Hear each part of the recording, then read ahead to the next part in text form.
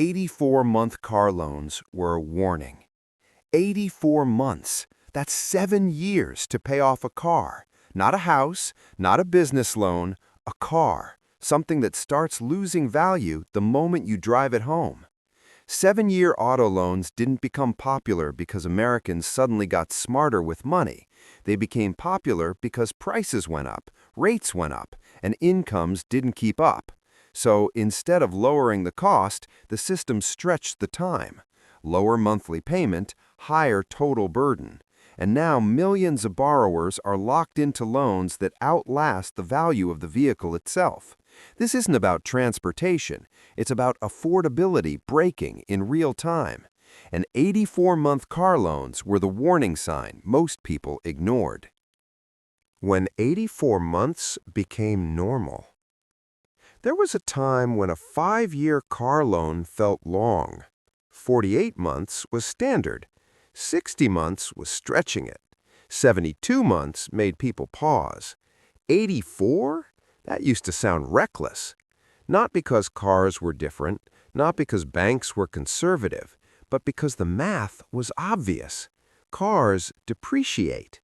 They are not assets that grow in value.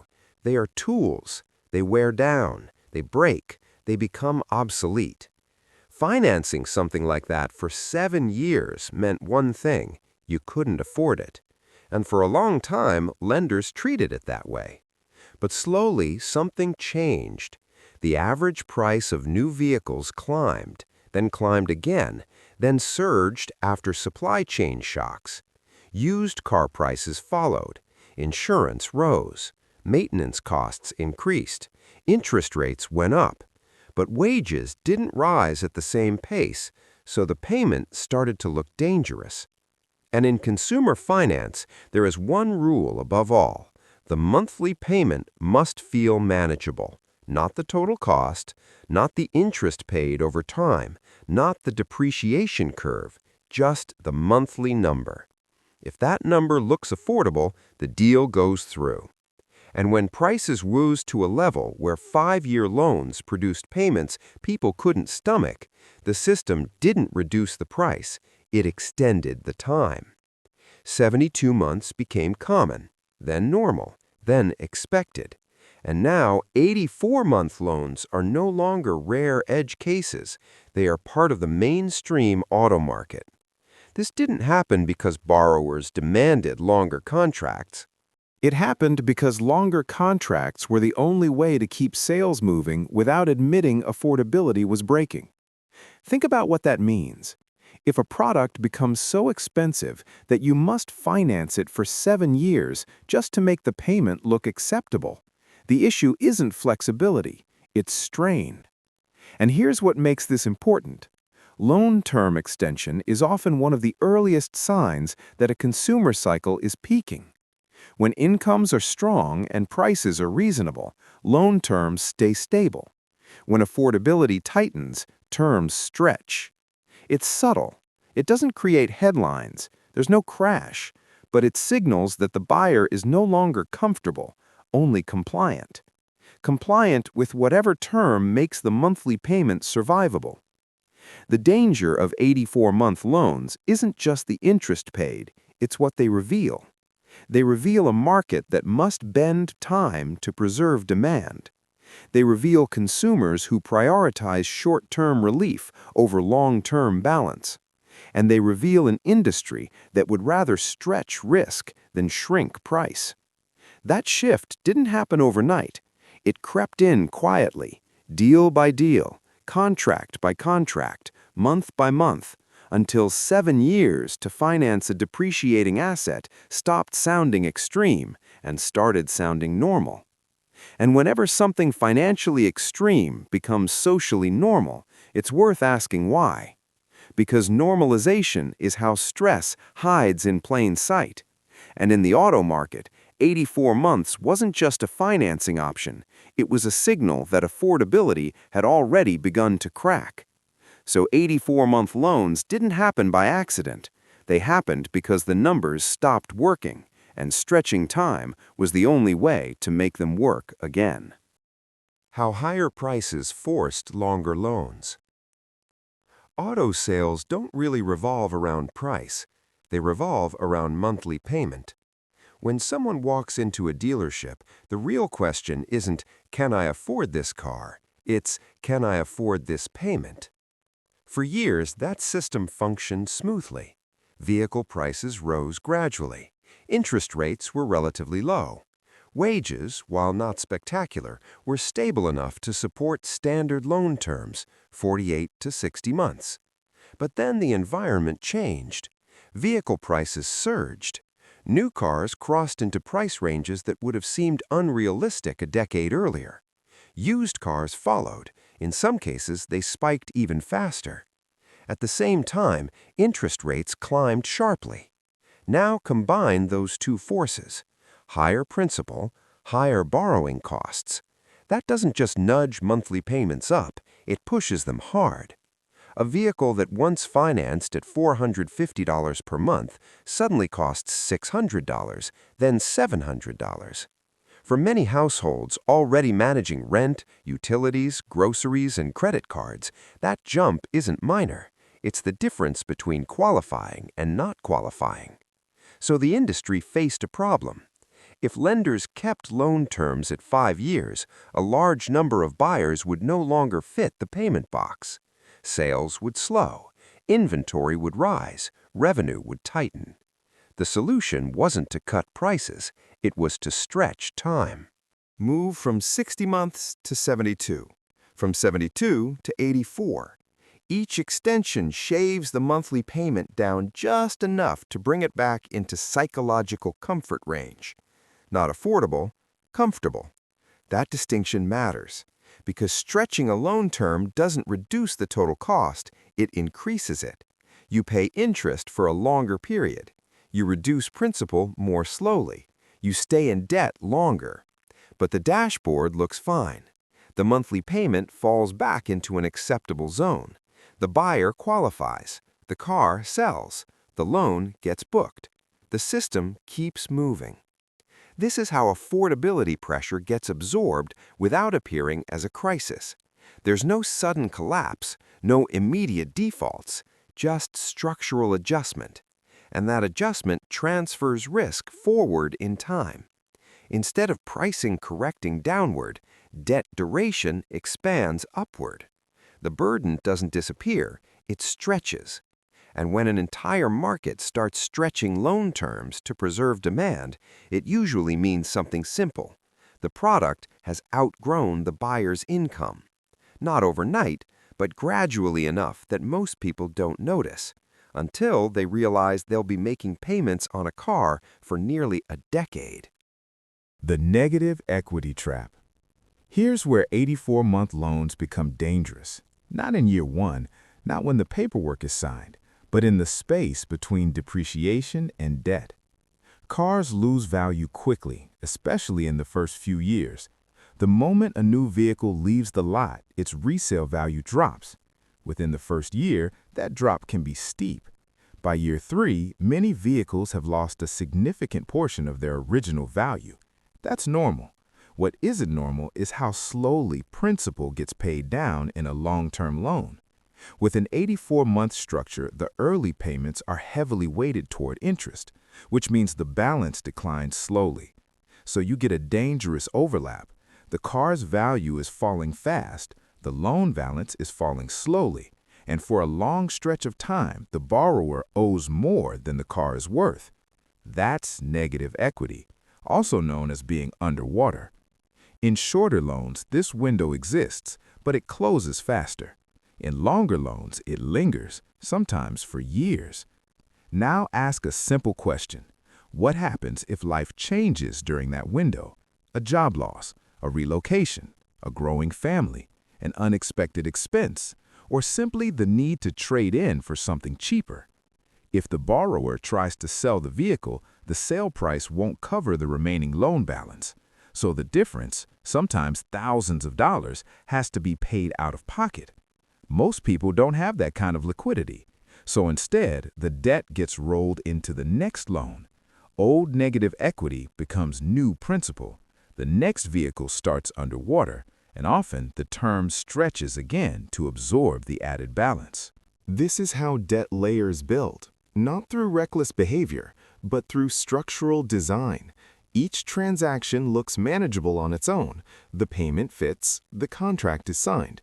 But over time, borrowers become locked in. They can't easily exit. They can't easily downgrade. They can't easily absorb shocks. And when enough borrowers are in that position, flexibility disappears from the system. That's the real risk, because credit markets depend on mobility, the ability to refinance, to trade, to adjust. Negative equity reduces that mobility. It traps consumers in aging vehicles with long remaining balances. And here's where the broader signal appears. When negative equity becomes common, it means prices have outpaced repayment speed. It means depreciation is outrunning amortization. And that imbalance doesn't stay contained forever. If economic conditions tighten, if unemployment rises, if income slows, if credit standards harden, borrowers who are deeply underwater have fewer options. In past cycles, auto loans were relatively short, exposure was limited. Now, exposure stretches across most of a decade. That's a long time to assume stability. 7 years is enough time for recessions, for rate shifts, for life disruptions. And the longer the term, the longer the system depends on everything going right.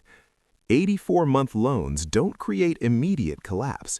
They create vulnerability, a slow-building fragility beneath stable-looking payment streams.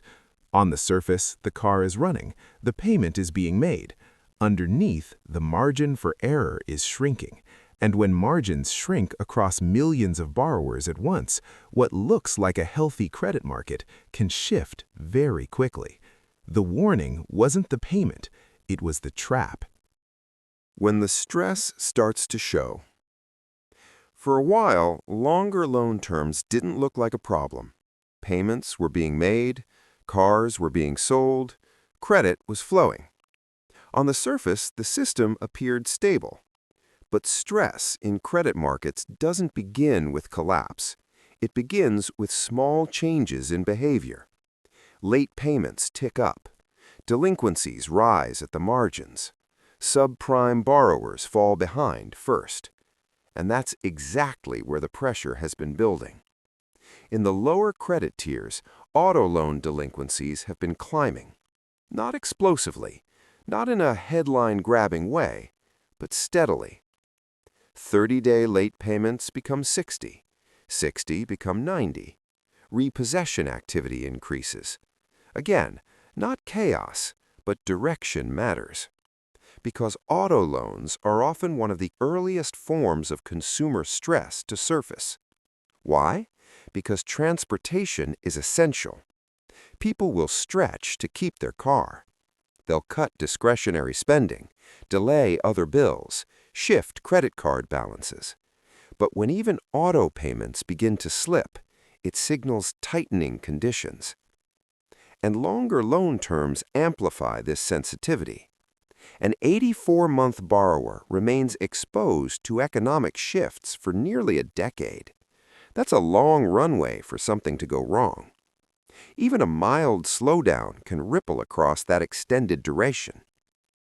There's another layer here that matters. Subprime auto lending never fully disappeared after the last cycle. It adapted. Loans were securitized, risk was distributed, underwriting models improved, at least on paper. But the fundamental dynamics stayed the same. Higher-risk borrowers qualify because the structure makes the payment fit.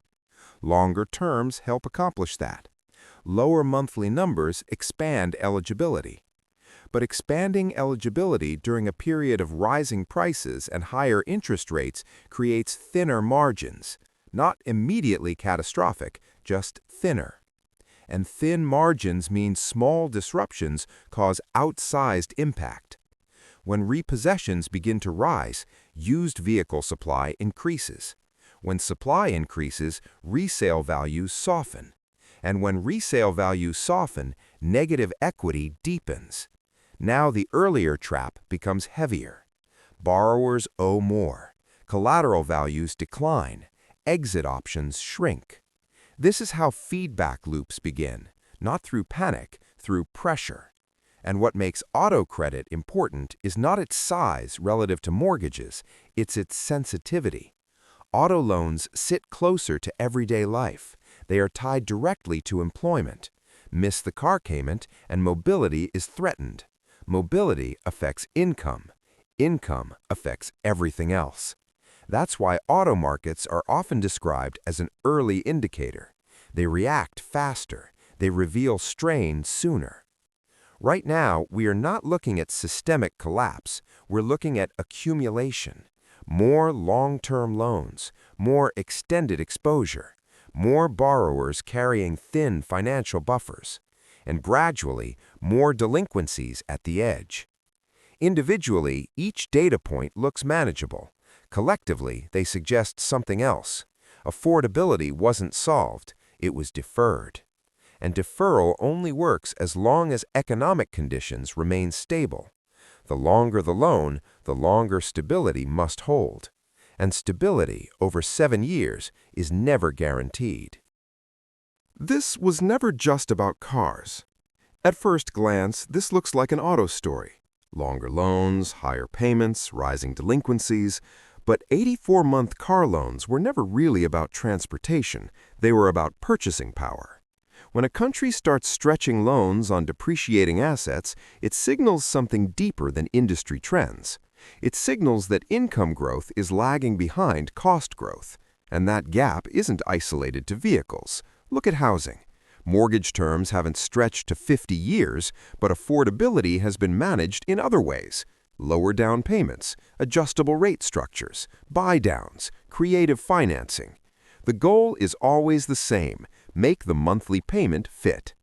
Now look at credit cards. Balance is rising, minimum payments absorbing pressure, high interest rates stretching repayment timelines quietly in the background, or buy now, pay later programs, short-term installment structures designed to fragment larger purchases into smaller, more digestible pieces. Across sectors, the pattern repeats. If the price is too high, don't reduce the price. Restructure the payment. Divide it, extend it, repackage it. The economy becomes less about ownership and more about managed obligation. You don't buy the car, you subscribe to the payment. You don't afford the house, you qualify for the monthly. This shift matters because it changes how risk accumulates. When payments are engineered to fit tightly within current income, there's very little buffer left. Everything works as long as nothing goes wrong. But modern households are increasingly optimized for stability, not resilience. They can handle steady conditions. They struggle with volatility. And 7-year car loans amplify that fragility because they overlap with other long-term obligations: rent or mortgage, student loans, credit cards, insurance premiums. When all of these are structured around maximizing qualification instead of maximizing margin, small disruptions ripple outward quickly. The issue isn't that Americans are irresponsible. It's that the system has adapted to preserve consumption at higher price levels without proportionate income expansion. Extending auto loans was one adaptation. It allowed the appearance of normal demand in an abnormal pricing environment. But adaptation has limits.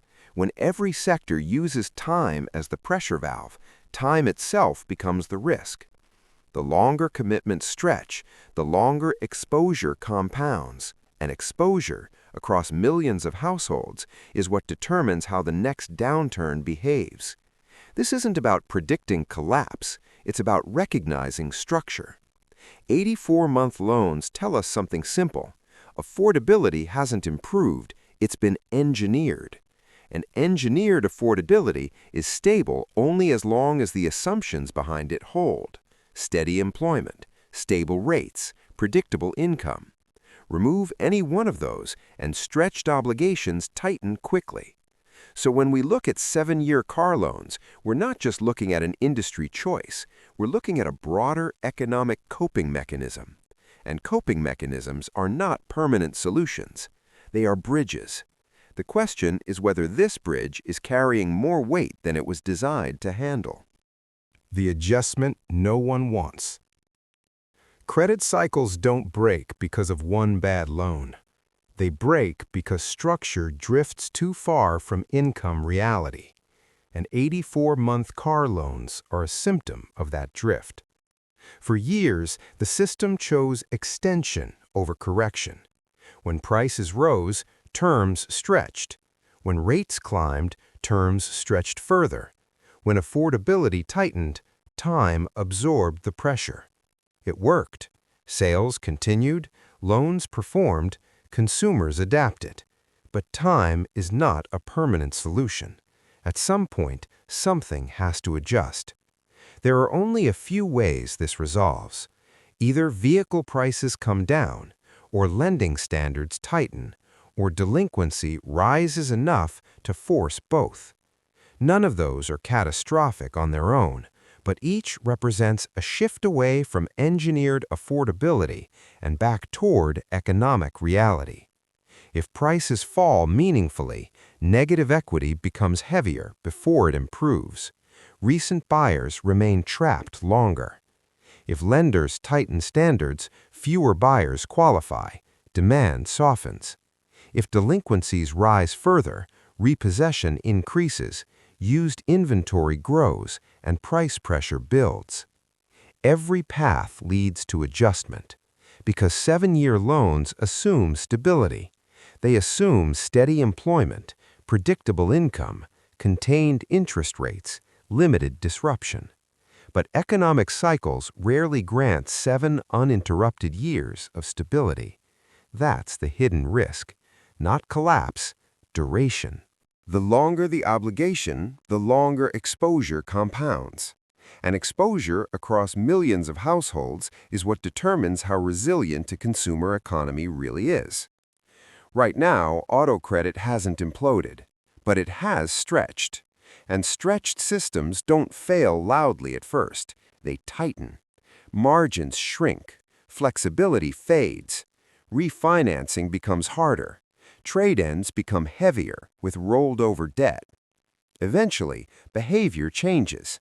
Consumers delay purchases. They hold vehicles longer. They downgrade instead of upgrade. That shift alone can cool an overheated pricing environment. And when enough consumers step back, pricing power weakens. That's the quiet reset. Not dramatic, not cinematic, just slower demand meeting elevated prices. The warning embedded in 84-month loans was never that cars would trigger a financial crisis. It was that affordability had already been redefined. Ownership stretched into obligation. Short-term relief exchanged for long-term exposure. And when an economy relies heavily on stretched exposure, even small shocks carry more weight. So the real question isn't, will auto loans collapse?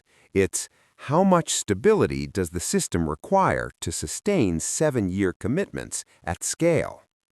Because if stability wavers, adjustment follows. And adjustment in credit markets always restores one thing: the relationship between price and income. 84-month loans were the bridge. Now we're about to see how much weight that bridge can carry. If this topic resonated with you, it's probably because you've felt some of this pressure yourself. Maybe not in a car loan, maybe in housing, maybe in everyday expenses that just don't stretch as far as they used to. These shifts don't happen overnight, and they don't always make headlines, but they shape the direction of the economy quietly. If you find value in breaking these trends down, calmly, structurally, without hype, consider subscribing. Not for predictions, not for panic, just for clarity. Because in credit-driven systems, the small structural changes often matter more than the dramatic moments. Thanks for watching. I'll see you in the next one.